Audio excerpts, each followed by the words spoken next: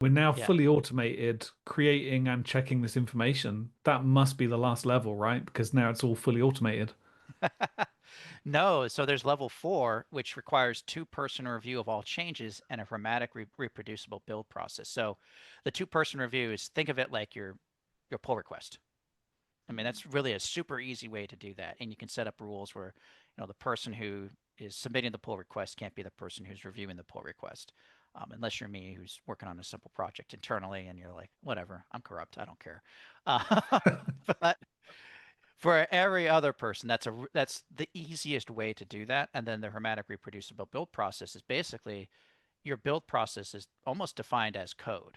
So GitHub Actions is a really good example. It's defined as code. I can reproduce it. I could take the exact same steps from, that's been provided, and I can run it locally, and I get the exact same result.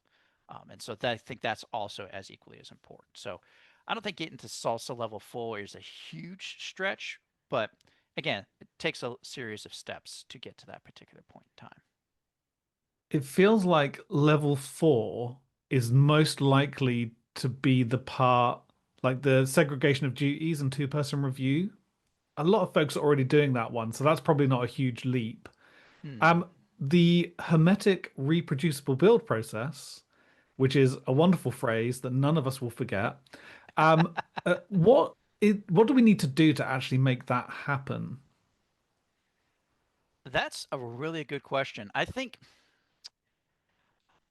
it also depends on your tool, your build server as well. But basically, making sure you have consistent build instructions for both locally as well as when you are running on a build server.